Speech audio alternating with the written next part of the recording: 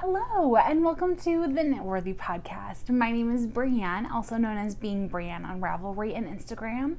And today is episode 90, and it is Tuesday, September 18th, 2018. I am so glad that you're here today. If you are a new viewer, I'd like to say hello. How are you doing today? You look lovely, by the way. If you're a returning viewer, hey! It's been so long. It's been like 2 weeks and we haven't even talked. How are you? You doing good?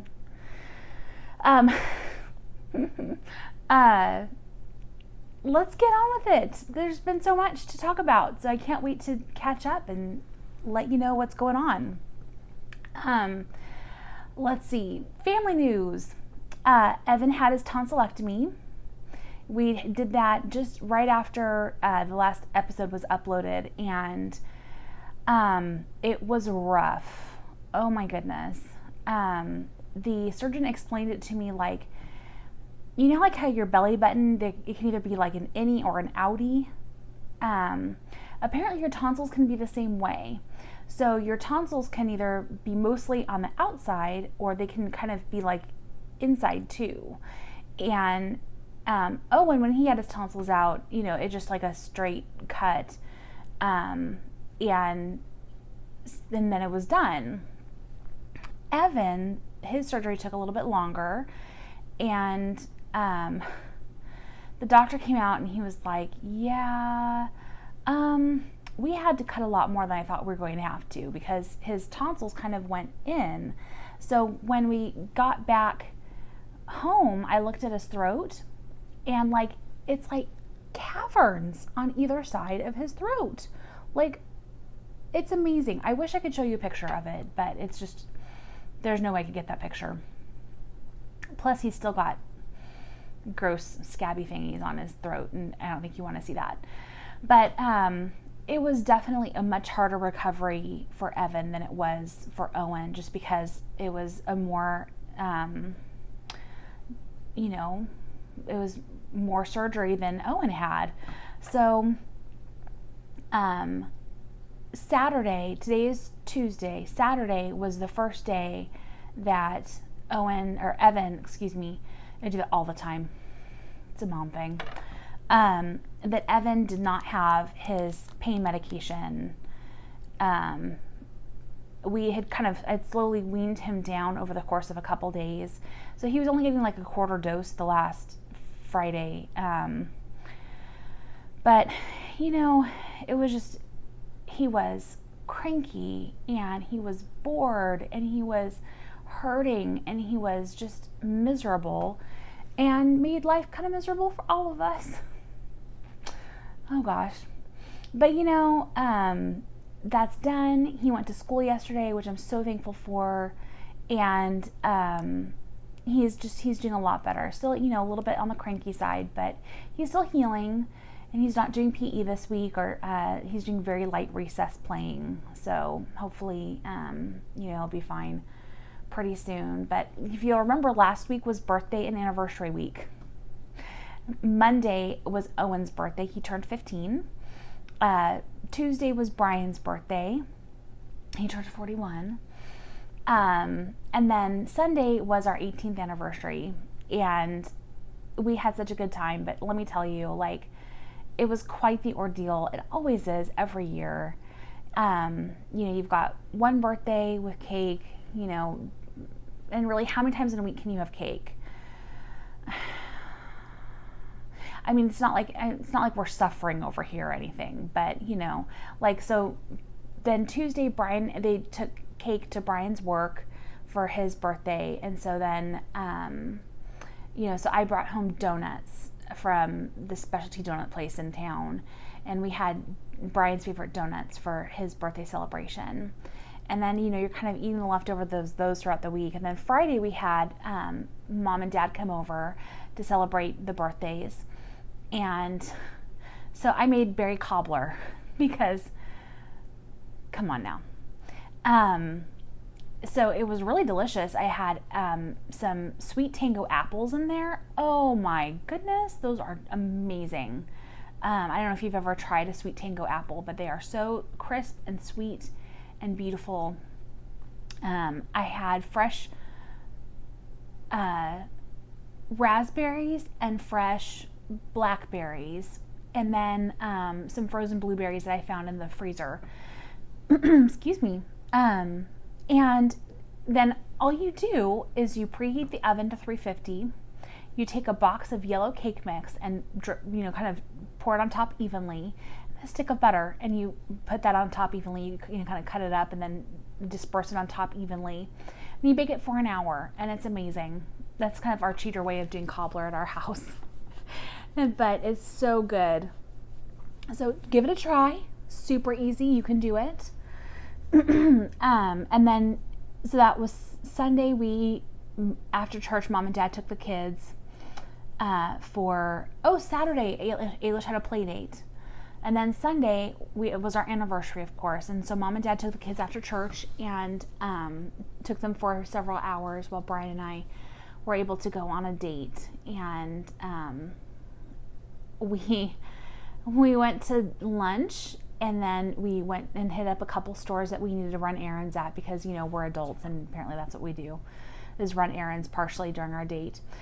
And then we came home and we watched Pride and Prejudice, which is my very favorite story ever. And Brian's like, he goes, we can't watch the Colin Firth one, the BBC one, because that's like 6 hours. And I was like, I know. He goes, do you want to just watch part of it? And I said, no, we can just watch the other one. He goes, there's another one? We own another Pride and Prejudice? And I said, yeah. I said, we own the one with Keira Knightley as Elizabeth Bennet. And he goes, okay, so I guess we're doing that. So he liked it, though. It's a beautiful movie. But yeah. And then yesterday, to top off the crazy week that we had, was Owen's, my oldest son. He, for those of you who haven't been watching for very long, my oldest son was diagnosed with cancer at the age of 8 in 2012 and went through 2.5 years of treatment. And he is healthy. He is doing awesome.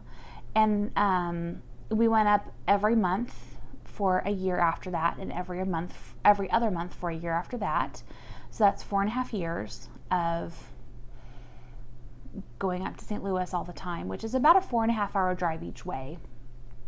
It's quite the trek. But he goes to see the late effects clinic now, which is because they don't know what side effects kids have in the long term, because adults, if you end up with heart issues 20 years after you've gone through chemotherapy, it's one thing. But if you're 8 years old and you have heart effects, like heart side effects, 20 years later, you're only 28. And so to go through heart failure at 28 is quite challenging. And so they're tracking him. They do echocardiograms every couple years because that is the heart issues are one thing they're looking at with him. They just check to make sure that he's a healthy kid. They do blood work and do any other follow-ups that need to be done. So yesterday we saw his late effects team. He got the stamp of approval there. And then we went and saw audiology because he had not passed a hearing screening that they did last year. So, but he passed. They just said, wow, he has really sensitive eardrums. And I said, yeah, tell me something I don't know. I mean, I actually didn't say that because that would have been rude. But in my head, that's what I said. And I said, yeah, we're kind of aware of that. Kind of goes along with the autism. He's very sensitive to sounds and, just in general, he has very sensitive ears. So not a big surprise there. But that's it. We got home. We left at 8:15 in the morning. Yesterday morning, got home at 8:15 at night, almost exactly. Last night, put 600 plus miles on the car. And we bypassed all the major traffic, which was great. So I'm so thankful. St. Louis traffic is not fun. But yeah, so that's it. I got no knitting done yesterday. You would think that with doctor's appointments, I would get some knitting done. Absolutely none. That's all right though. I came prepared. I at least held on to my bag of knitting, like, clutching it, like it was treasure, and it is. But so let's talk about my knitting. So first thing, I have my Stony Brook sock blank socks. This is what the sock blank looks like. It is beautiful and I love it, and it was dyed by my Mama Linda. And you can see it's quite a bit smaller than it was before because I finished sock number 1. Dun, dun, dun. I just kind of did a shorty sock. I didn't do anything, like terribly long. Not because I'm concerned about running out of yarn, but just because I was kind of done. And they're not terribly short, It's not like they're, down here. So it's not like they're shorty socks. But isn't that pretty?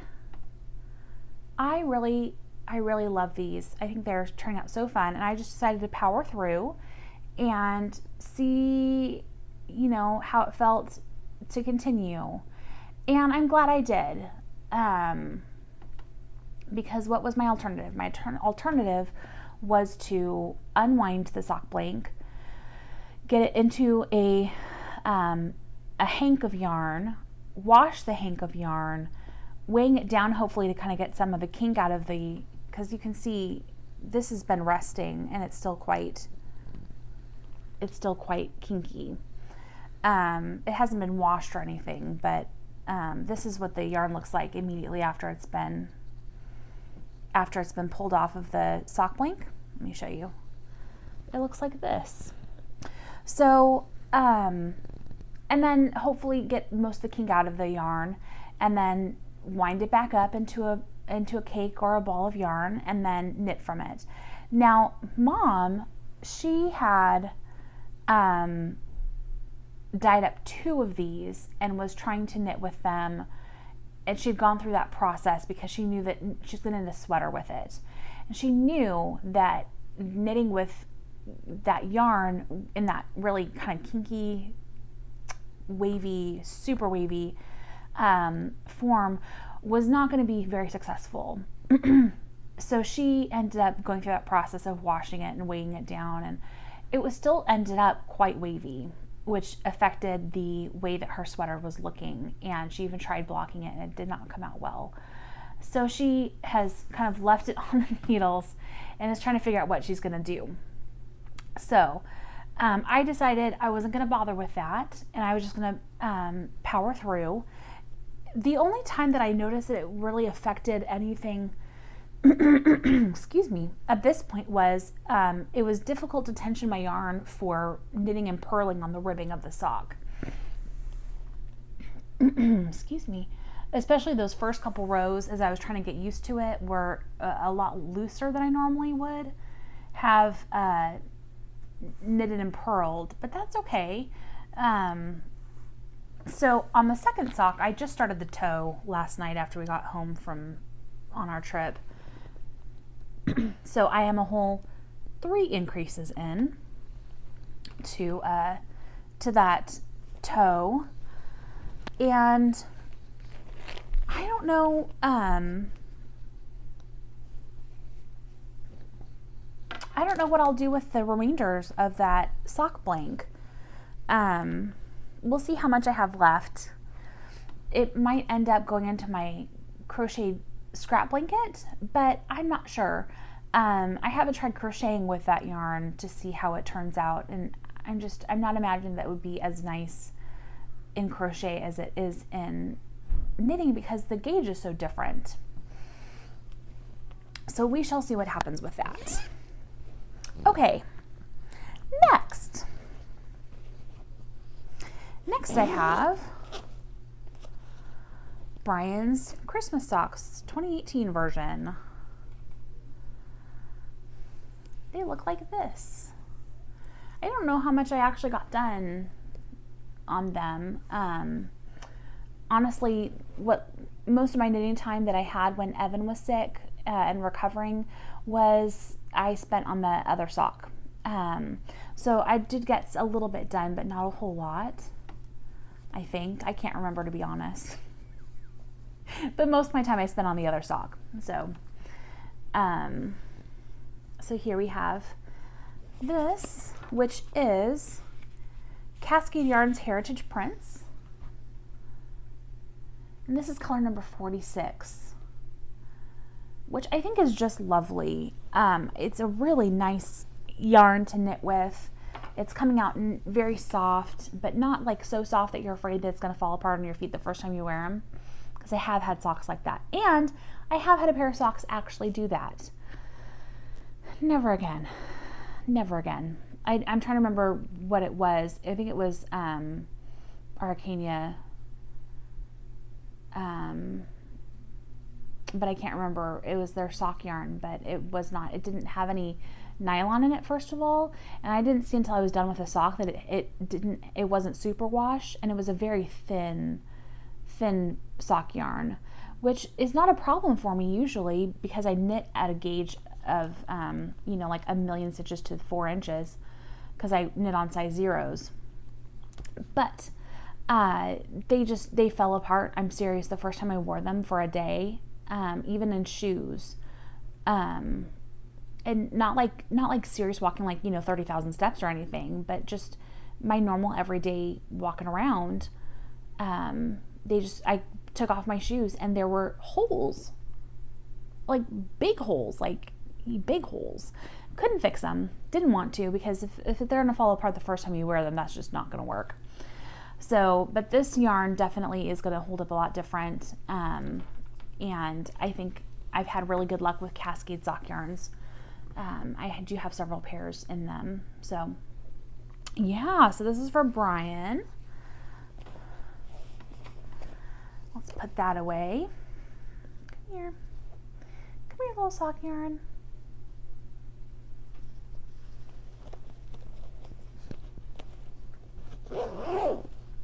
Okay, the next thing is something I started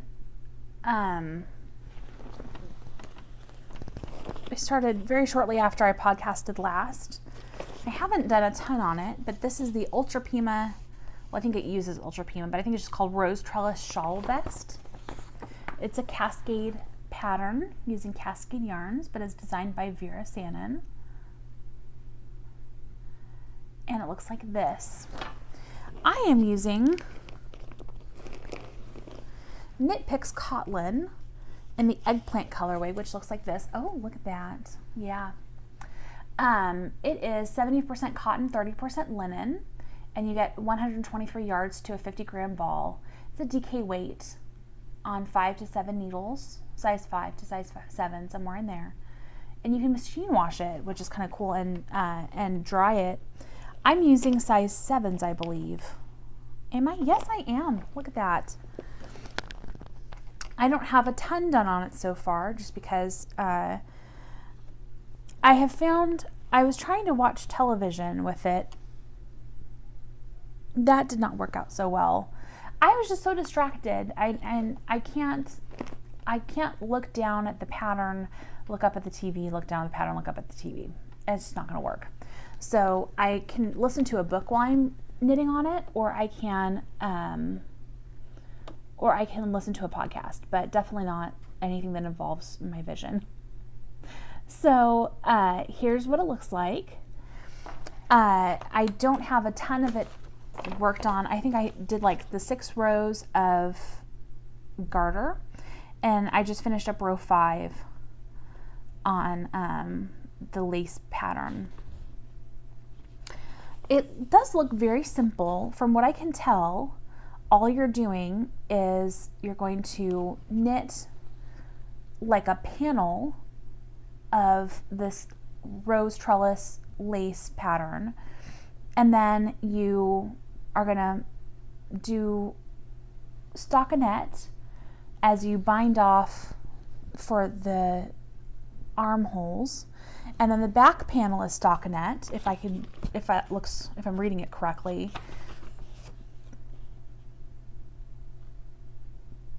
And then, and then you do another armhole, and then you cast on stitches in order to do the lace panel again. And then you do the lace panel, then you do your garter stitch, and then you bind off. So it's not anything like, construction wise, technically very difficult. You're just really making a really big rectangle. I don't know. We'll have to see after I do the armholes, making sure that I have a wide enough back for it, and that my armhole is going to be long enough, deep enough. I don't know how to describe that word. But I do have larger arms, and so I need to make sure that I'm able to get it in there and not feel like I'm being constricted like a boa. Like a boa is wrapped around me. So that's what I've got. There's that. The cotton is a little bit difficult to work with, just because of the fact that it doesn't really have any give to it. So trying to work with it for long periods of time is a little bit difficult. And they have like knit 3 togethers in here in this pattern, and so trying to accomplish that is a little bit more difficult, but that's not a big deal. It just takes a little bit of getting used to. And I have noticed I can't really knit on it for longer periods of time. Not that I've had a lot of longer periods of time to work on it, but after a few rows, I'm kind of like, all right, I'm kind of done now. My hands are just a little bit tired. But they'll get used to it. I do have never mind. I started the touchstone last time, and I was several rows in. That was a never mind. Touchstone was a very simple pattern that was by Fogbound Knits Laura Ayler, that looked like this. And I decided that I did not care for how the beginning of the rows was going. I may try again with a yarn that I won't have to that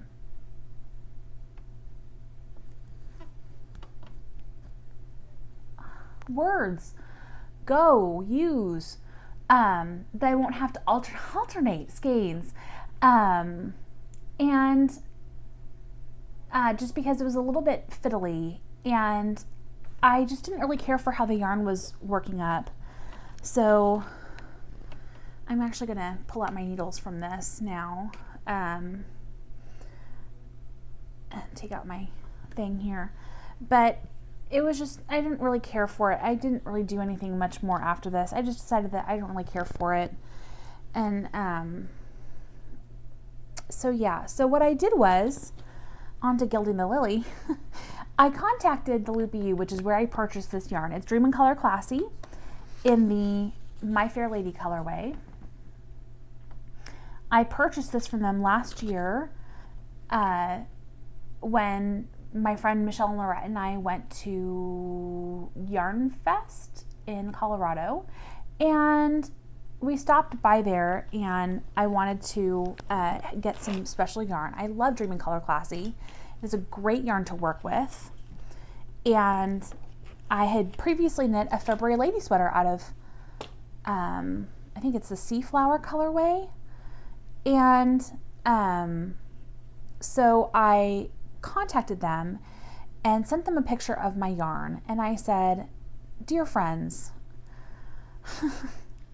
dear Loopy U friends, I was wondering if you happen to have any more skeins of this." The color that they had on their website was quite lighter, even lighter than this, which is very beautiful. But as you can see, I have a very darker skein too. They're definitely very different. So I sent them a picture and said, "Dear friends, please help me. Do you happen to have any skeins of this yarn that are darker than, more like this skein here?" And they got back to me within just a couple hours and said, "Absolutely." She said, "Let me go look." She pulled out I said I needed 5 skeins. So she pulled out 6 skeins for me to look at, the darker 6 skeins that they had in stock. And she said, which of these skeins would you be interested in? And so I picked out 5 of them. I did find one that had like a really huge, quite large pink splotch in it, which I did not want, just because I didn't see any of that on my skeins. It's mostly purples and blues and just a little bit of pink, but not anything bright pink like that one. So I got the 5 skeins that I chose, and they arrived to me like 2 days later. So this is what they look like. Quite lovely. As you can see, I will need to alternate skeins. I'm just going to stick this in here. I will need to alternate skeins because, again, anytime you have a hand-dyed yarn, you will need to alternate skeins in order to make sure that you are blending colors appropriately. Otherwise, you end up with big chunks of sections that are one color, and then sometimes even though they may look exactly alike, you'll end up with something just a little bit different, and so you end up with big color blocks of yarn, and that's just not good. So yeah, so that's going to be my birthday present from Brian. My birthday is next month. I let him know that on our date on Sunday. I said, guess what? He said, what? I said, I bought my birthday present from you. And he goes, you did? What did I get you? And he said, you got me yarn. And I explained the story and showed him when we got home what I purchased. He goes, I have really good taste in yarn. I said, yes, you do. Fabulous taste, my love.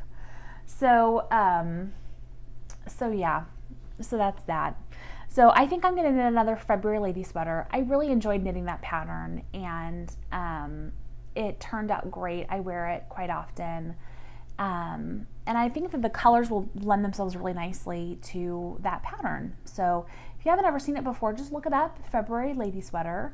I don't have it pulled up, otherwise I would show you, but it's just a garter yoke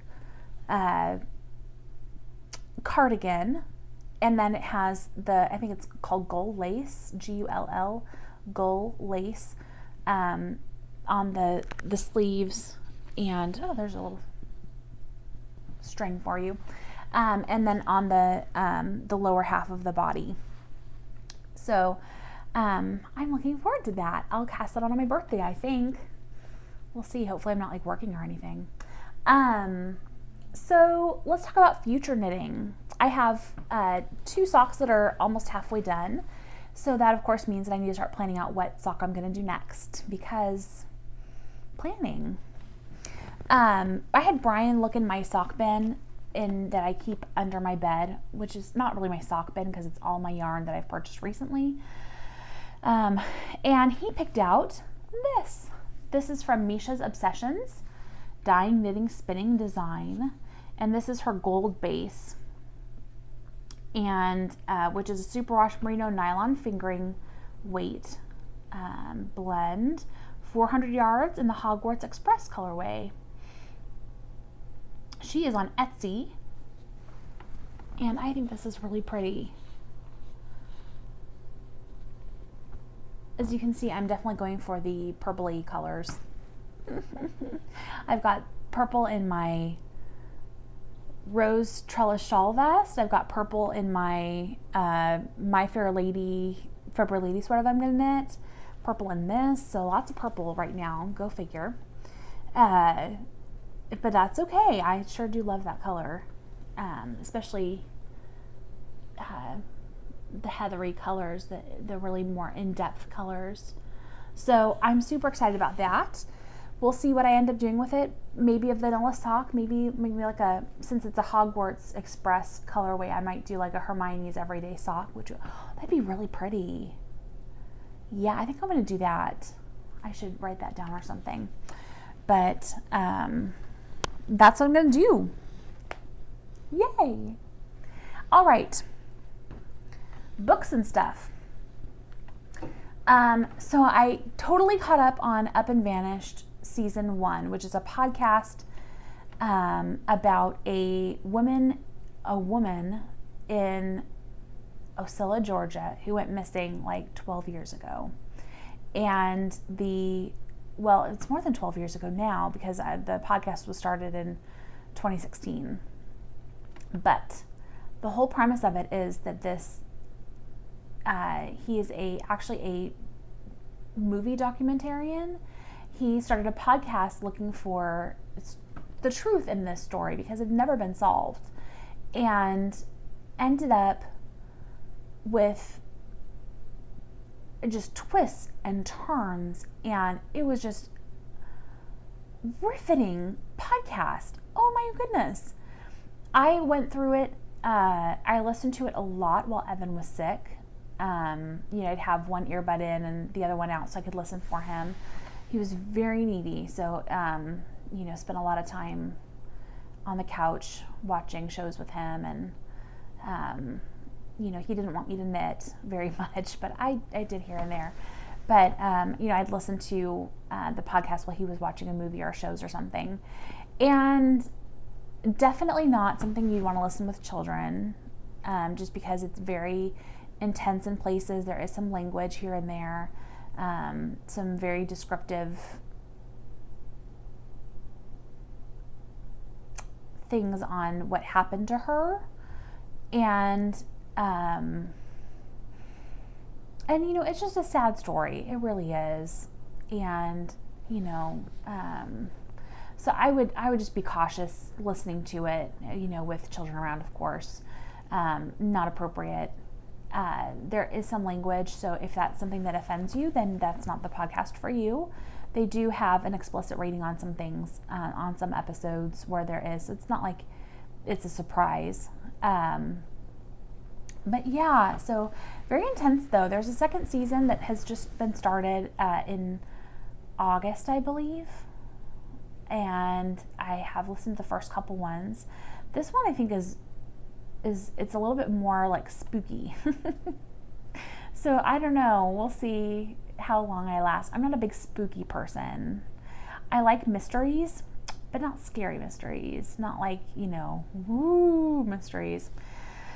That's, that's just me. I've been catching up on my usual podcasts. I listen to the Knitworthy Girls.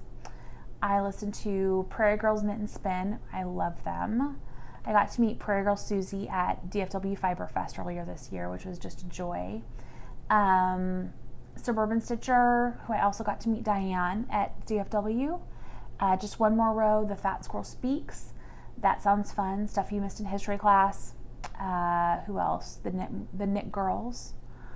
And then yesterday on my drive, I decided to start a new book because I hadn't listened to an audiobook in a little, in a week or so. So I turned on The Death of Mrs. Westaway, which is by Ruth Ware, about a third of the way through it. Interesting premise. Very interesting. And, would love to have you listen or read if that's something that you love. Depending on which one you want to do. But would love to discuss with you, once I get a little bit farther in. It's very interesting.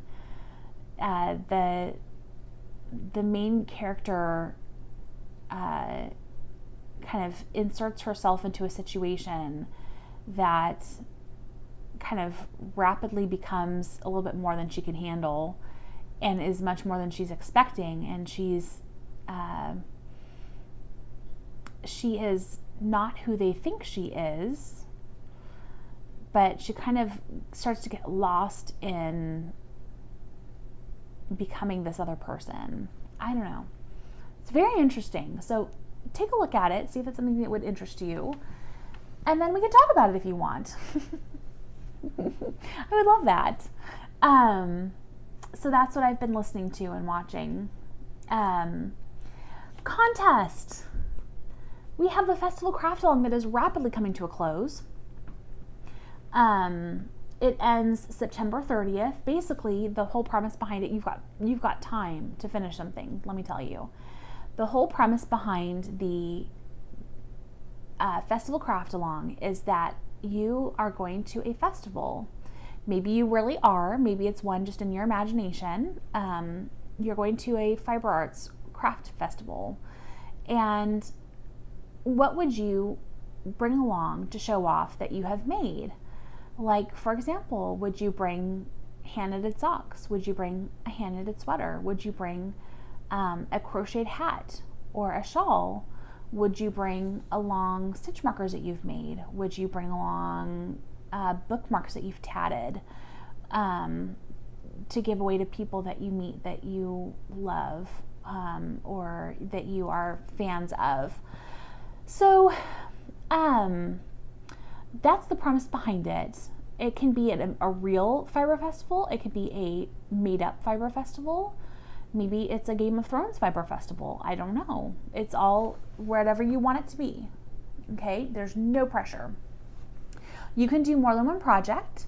So if you happen to have, a sweater that just needs to be bound off and, get some buttons sewn on it, then by all means, put it in there. Then you have a pair of socks that are almost finished, then add those too. You just need to put them in the FO thread on Ravelry in the Knitworthy Podcast group. It's at the very top of the discussion board, and all you have to do is just do a separate entry for each project that you have finished. What else? You need to be a member of the Ravelry group to win. Winner will be chosen by random number generator, and I will be closing that thread probably on October 1st, and then I'll draw a winner before I podcast next. So before I podcast next time, this contest will be over. So just so you're aware of that and it doesn't surprise you, next time I podcast, I'll be announcing the winner. So yay. Okay. I do have a bless your heart this time. Something I've been studying is about God's promises. And the verse for today is from Psalms 18, verse 30. It says, God's way is perfect. All the Lord's promises prove true. He is a shield for all who look to him for protection. So what we learn from this is that God's way is perfect. God has a plan for your life. And when you walk in his plan, the things he promises are rightfully yours as a child of God. And that is such a wonderful thing because, and I found there are, in my research, doing my research, not that I found all these myself, but it says there are 7,487 promises in the Bible. Some of those are overlapping, but 7,487 times God says that he promises, if you do this, then this will happen. And so, for example, in this verse, Psalms 18, verse 30, he is a shield for all who look to him for protection. If you look to him for protection, then he will protect you. He will be your shield. And 2 Corinthians 1, verse 20 says, in Christ, all the promises of God in him are yes, and in him, amen. And amen means so be it. So it's like a double seal on there that not only is it yes, but it is so be it.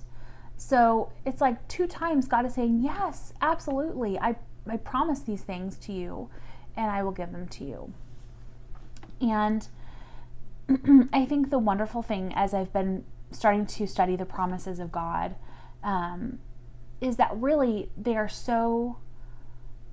not just so many in number, but they cover such a wide array of promises. It's not just promises for protection.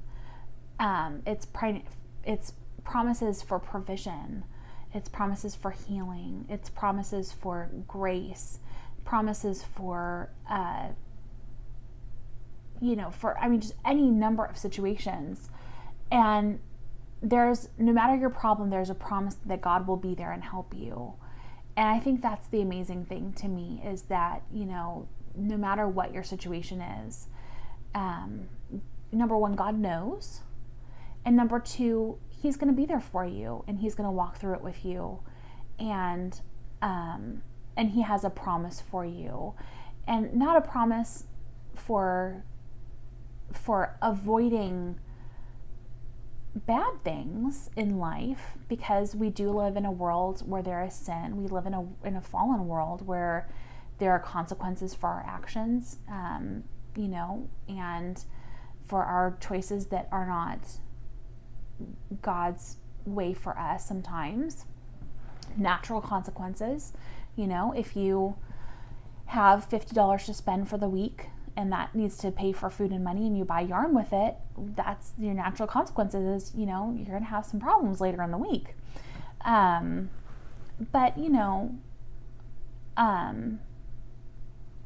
God still loves us, and he walks through these things with us.